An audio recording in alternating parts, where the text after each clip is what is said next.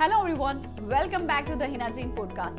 आज हमारे साथ एक बहुत ही खास मेहमान है जो कि राजकोट सिटी में एक मिडिल क्लास फैमिली से बिलोंग करती है, लेकिन अपने करियर की शुरुआत उसने चूज करी है स्पोर्ट्स के अंदर। स्कूल में 2014 के अंदर उसने स्पोर्ट्स को चूज किया और आज इंटरनेशनल लेवल पर वो राइफल शूटर है, जिसने स्टेट लेवल पर 15 मेडल्स जीते हैं और नेशनल लेवल पर 25 से 30 मेडल्स। तो आइए मिलते हैं हमारे राजकोट की queen, the rifle shooter, miss Shraddha Thumar से। Yes, hi Shraddha, how are you?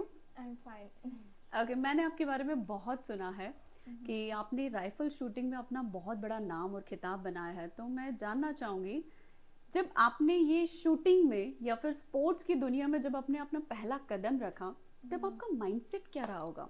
तो हेलो एवरीवन, उस टाइम पे तो मैं बच्ची थी, 15 इयर्स की थी, तो तभी से मैंने शूटिंग स्टार्ट किया है। तो इतना मुझे आइडिया नहीं था कि क्या होता है, तो मैंने बस एक उसको खेल के नज़रिए से ही देख के मैं आगे बढ़ती रही। फिर थोड़े टाइम के बाद मुझे पता चला कि ओके, इतने लेवल्स होते हैं और हम ज़्यादा जितनी ज़्यादा अचीवमेंट्स हम अचीव कर पाए उतना हमारा नाम बड़ा होगा।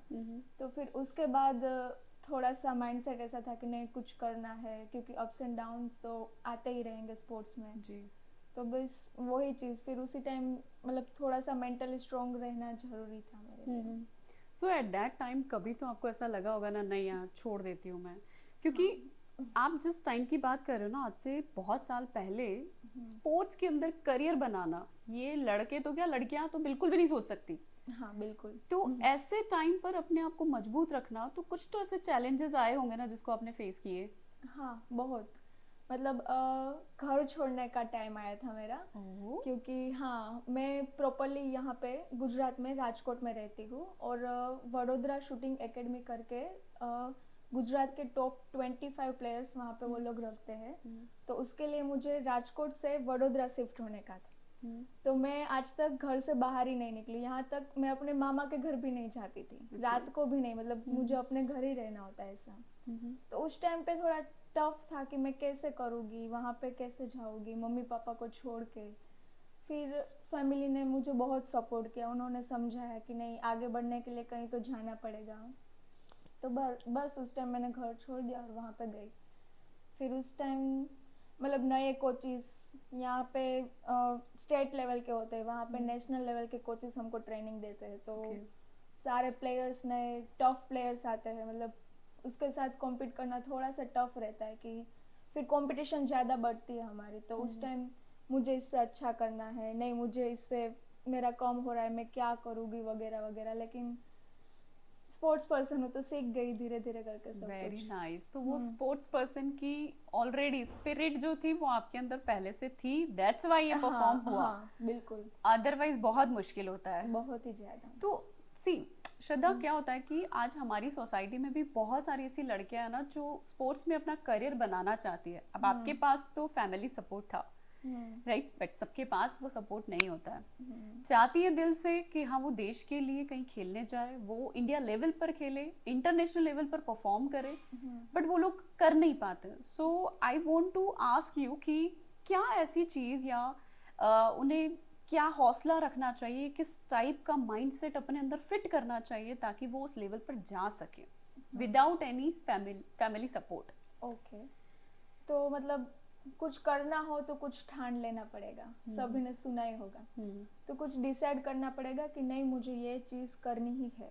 अचीव कोई भी गोल सेट होगा तो ये चीज़ हमारे लिए इजी रहेगी। अदरवाइज कोई ना कोई प्रॉब्लम्स हर टाइम हमको सॉल्व करनी ही पड़ेगी, फेस करनी पड़ेगी। कई बार हमको गिव अप करना पड़ेगा। तो उस टाइम मेरा भी बीच में एक ऐसा पल आया था कि उस टाइम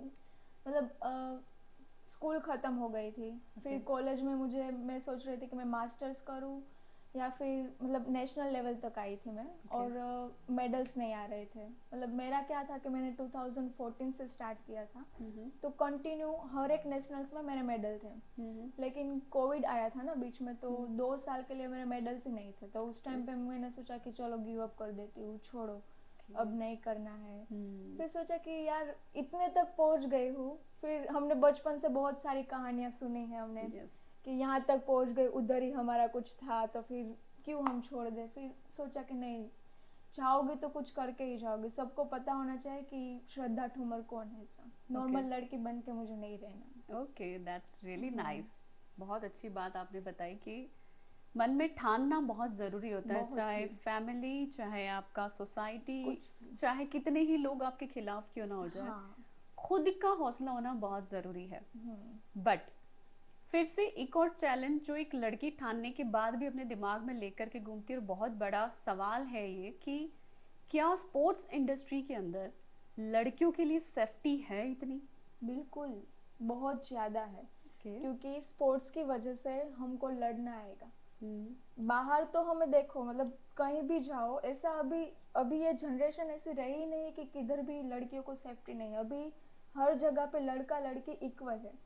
बल्कि मैं ये कहूँगी कि लड़कियों को वो लोग ज़्यादा अपॉर्चुनिटीज देते हैं कि आप आगे बढ़ो। उसके लिए मतलब अगर मैं राइफल शूटिंग मतलब खतरों का गेम, बंदूक वाली गेम, लेकिन मैं ये बताऊंगी कि मुझे इतना सेफ आज तक कहीं नहीं फील हुआ। अगर मेरे हाथ में गन है तो मेरा कुछ अलग ही पावर होगा कि नहीं, मैं कर सकती हूँ, मैं किसी को भी फोड़ सकती हूँ। मतलब सेफ्टी का तो बिल्कुल भी टेंशन नहीं है, चाहे कुछ भी, कोई भी स्पोर्ट्स, हर एक स्पोर्ट्स में सेफ्टी है।